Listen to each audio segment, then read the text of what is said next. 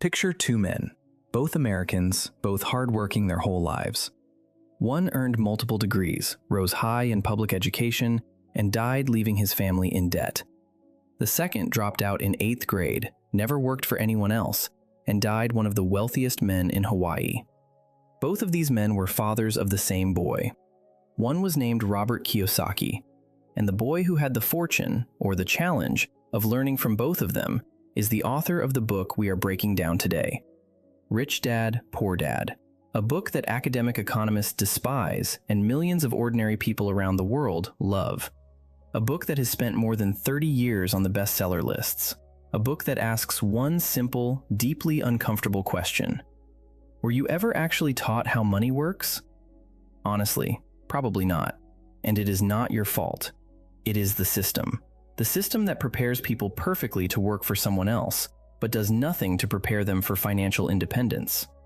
School teaches history, physics, literature, but it does not teach what an asset is, how taxes work, or what separates a truly wealthy person from a highly paid one. And that gap quietly destroys lives, decade after decade.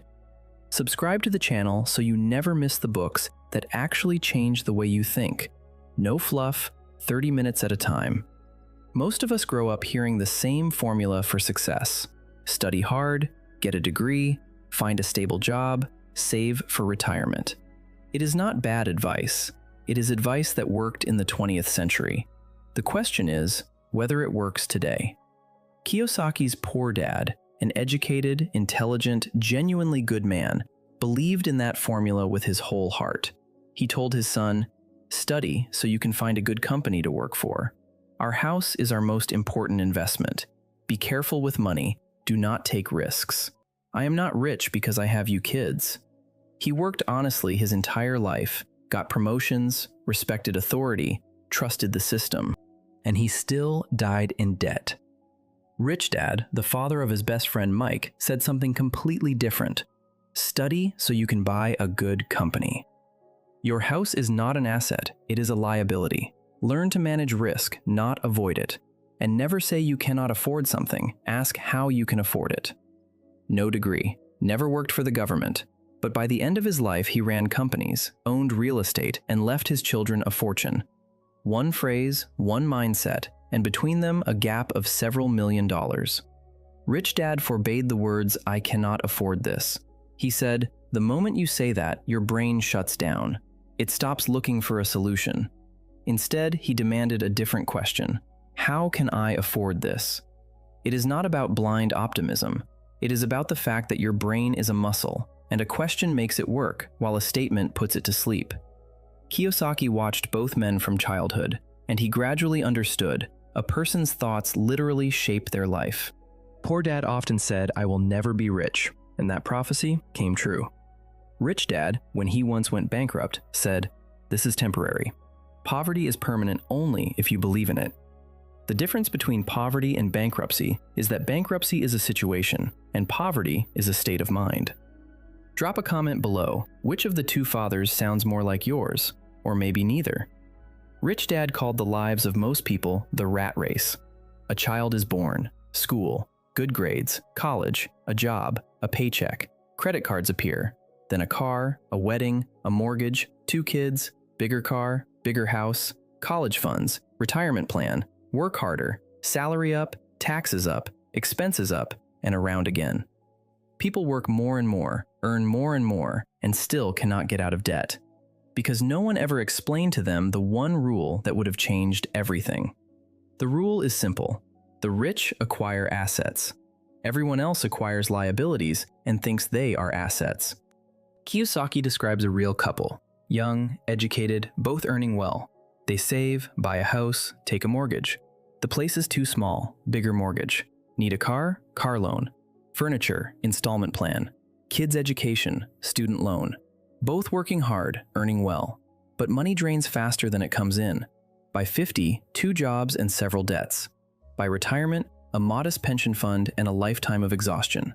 This is not one family's tragedy. It is the template hundreds of millions of people live by. This is exactly where most people get stuck.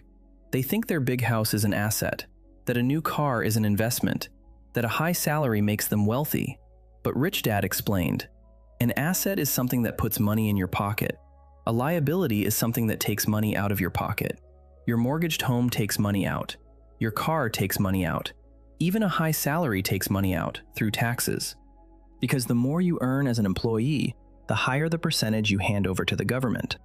The wealthy set things up differently. When Kiyosaki was 9, Rich Dad offered him a job, 10 cents an hour, cleaning his store. The boy agreed, worked several weeks, then got angry.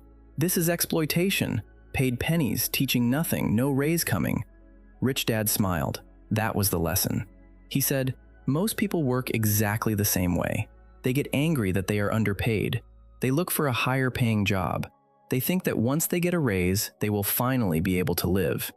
But when the raise comes, expenses rise right along with it.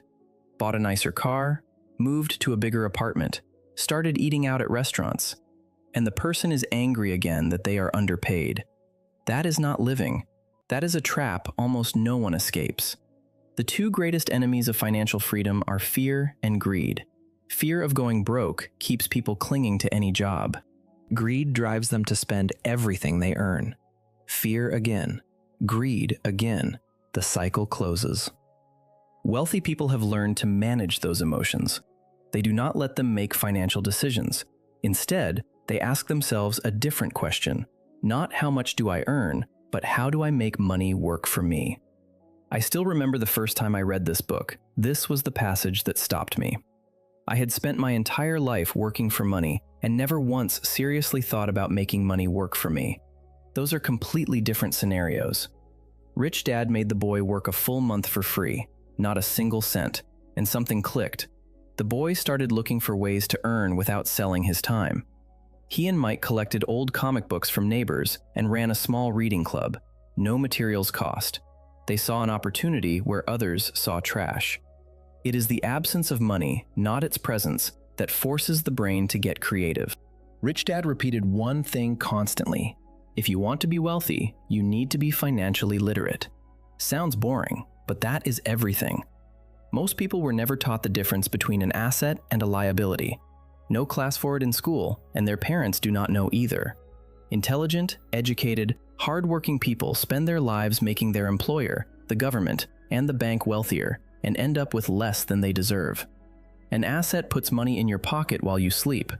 Rental real estate, dividend stocks, a business that runs without you, royalties, interest income. These generate cash without your direct involvement. A liability empties your pocket. Mortgage, car loan, credit cards, insurance, repairs, maintenance. All of it takes money every month, whether you work or not. Have you ever had that feeling where your paycheck shows up and immediately disappears? Drop it in the comments. Where does your money go most often? That is an important question worth asking yourself honestly. Rich Dad once drew 2 columns on a sheet of paper, assets and liabilities. He asked the boys to name everything their family owned: the house, the car, the TV, clothing, furniture. He wrote each item in the liabilities column. Why? Because all of it costs money to maintain. These are not assets, they are obligations. Then he drew something in the assets column, a small rental building, a few stock names, a simple diagram. But it permanently changed how 2 kids thought about money. Rich Dad drew simple diagrams. Here is how money moves for a poor person. There is income, a paycheck. It goes straight to expenses. Expenses cover what is needed to live. No assets, no liabilities.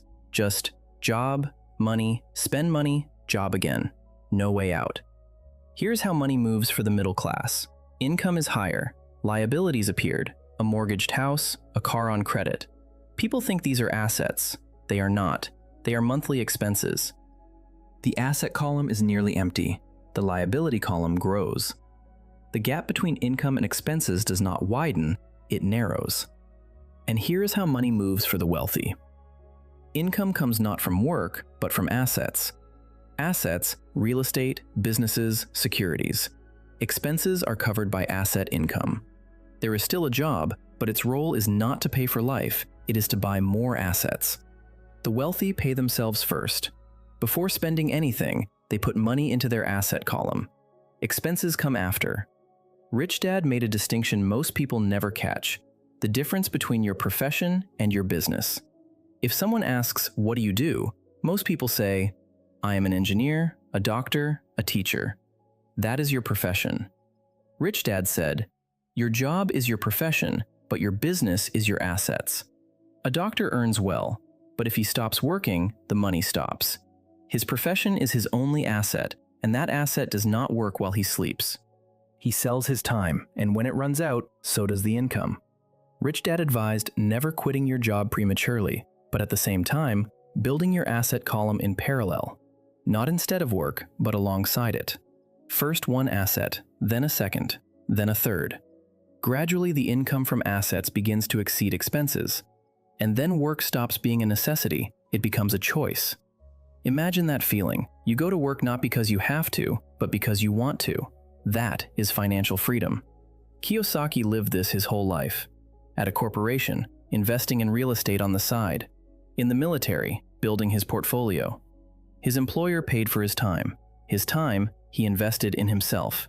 That is the difference between being an employee and building your own future. Now here is a lesson school will never teach you. Rich Dad explained to the boy how the tax system actually works and why the wealthy pay less as a percentage than the poor. An employee receives a paycheck. Tax is automatically withheld. Then they spend what remains. In other words, government first, then you. A wealthy person arranged things differently. They form a corporation. The corporation earns money. It spends money running the business, and only on what remains after all expenses does it pay tax. In other words, you first, then the government. The difference is enormous. Car expenses, meals at business meetings, travel, education, health insurance, all of this can run through a corporation as business expenses. The corporation pays tax on profit after all those expenses. An employee pays tax on their salary before any of those expenses. Rich Dad said, "The wealthy do not evade taxes. They simply know the law." The financial alphabet is not just assets and liabilities. It also includes understanding how tax and corporate law works. You do not need to become a specialist in every area. You need to understand enough to hire the right people and ask them the right questions. This is probably the most provocative lesson in the entire book. Rich Dad said, "A true financial genius is not someone who has a lot of money. It is someone who knows how to create money from nothing, to see opportunities where others see none." Young Kiyosaki once found out that a small company was being sold very cheaply. He found a partner. The partner put in the money. Kiyosaki put in knowledge and time. A year later, they sold the company for significantly more, and both made a profit. Kiyosaki spent not a single cent of his own money. He used someone else's capital and his own mind. That is called financial intelligence. 4 components: accounting to read numbers, investing to put money to work, markets to understand supply and demand, law to avoid mistakes and use what is available. Most people are afraid to take risks. They think no money means no opportunities. Rich Dad thought the opposite. The less money you have, the more your brain is forced to engage. And that is exactly where the opportunity lives. Rich Dad explained, "Most people do not invest because they think it takes a lot of money. The first step is not money, it is education, understanding markets, understanding cash flow, reading a financial statement. Not complicated, just never taught." He said, "The most expensive education in the world is not Harvard. It is financial illiteracy. You pay for it your whole life." That genuinely shocked me, because I had always thought, once I save enough, I will start investing. And it turns out it is the opposite. Start thinking like an investor, and the money follows, not the other way around. Kiyosaki once met a journalist in Singapore. She wrote beautifully, dreamed of being a published author. Her books were not getting picked up. He suggested she take a sales course. She was offended. "I have a master's in literature. Why would I learn to sell? That is beneath me." Kiyosaki said, "Then keep working at the newspaper." The world is full of smart, talented, educated people who earn less than they deserve because they have one skill and nothing else. A doctor who does not know how to run a business. A teacher who does not know how to sell their knowledge. A programmer who does not understand what the market wants. Talent alone is not enough. You need at least one more skill. Rich Dad taught building a broad skill base. Working for money is short-term thinking. Working for experience is a long-term investment. Sometimes less pay means more knowledge. Sometimes working in an unrelated field teaches how that part of the world works. Sales, public speaking, leadership, these multiply any talent. Rich Dad said, "Knowing the rules is only half the battle. The hardest part is not letting your own weaknesses destroy what you are building." He identified 5 major obstacles to financial freedom. The first is fear. Fear of losing money, the most common break. Rich Dad did not say fear goes away. He said, "Winning is not the absence of fear. Winning is acting in spite of it." Everyone loses money.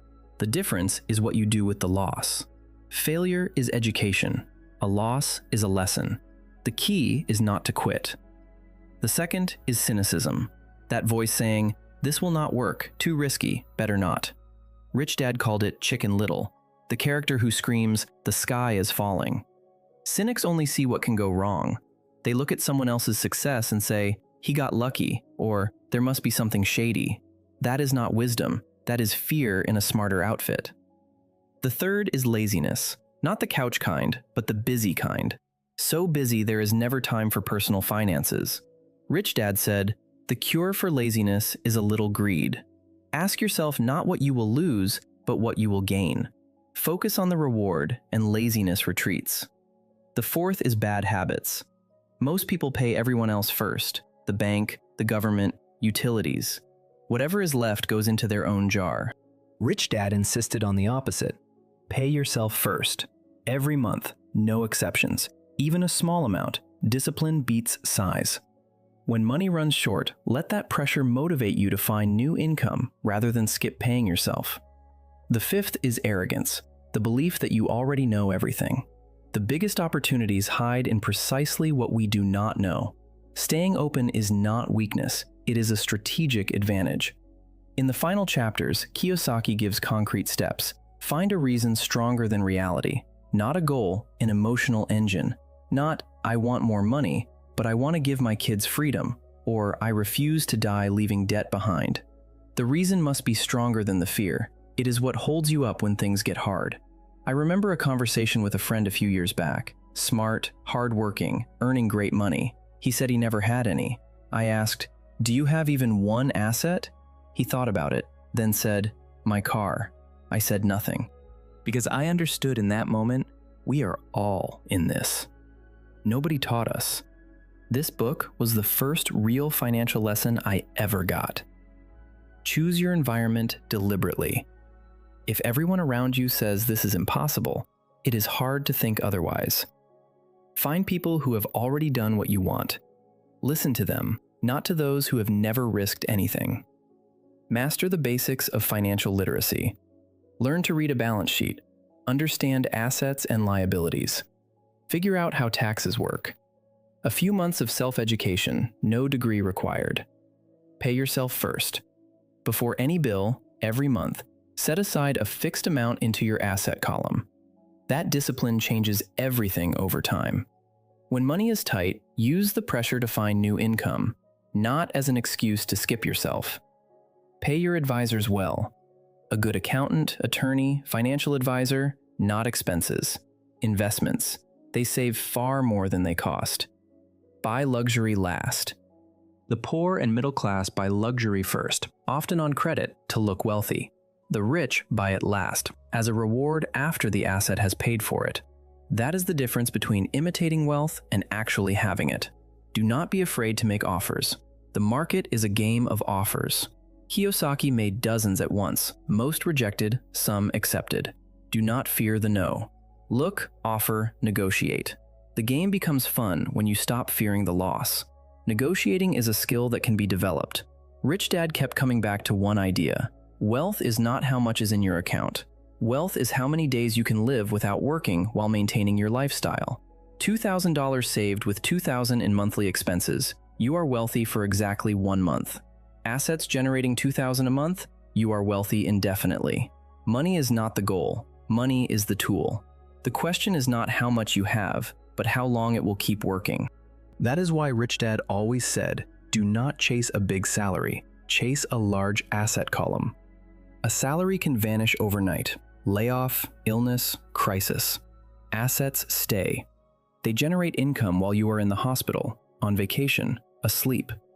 That is real financial security. Not a savings account, not a government pension, living, working assets. And last, teach and share. When you explain something to another person, you understand it more deeply. Generosity with knowledge is not a loss of advantage. It is a multiplication of it. Kiyosaki is clear about something people often miss. He is not telling everyone to quit their job and start a business. This is not a book against employment. It is a book about understanding which game you are in. If you choose to work for someone, great, but do it consciously. Know the rules. Know where your money goes. Know how to build something on the side. The choice should be yours, not dictated by a system that never explained the alternatives. The real value of this book is not its specific advice. It is that it opens your eyes. The rules of the game exist, and they can be learned. We do the reading, you save the hours. If you want more breakdowns like this, support the channel. Thanks for watching.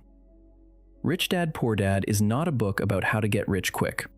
It is a book about how to start thinking differently. About money, about work, about risk, about freedom. Two fathers gave different advice. Both loved their son. Both wanted what was best for him. But only one of them understood how the financial world actually works. And that one passed his understanding on to a boy who became a millionaire. The system does not teach us financial literacy. It is not a conspiracy. It is just how things turned out. This book does not give you a ready-made answer to every question you have, but it changes the very questions you ask. We have a choice. Keep ignoring the rules of the game, or finally learn them. Rich Dad learned. Kiyosaki learned. Now it is your turn. If this video was useful, subscribe and hit the like button. You help us make more breakdowns like this one for you. Burning books is a crime, but not reading them is worse. We fix that in 30 minutes. Subscribe.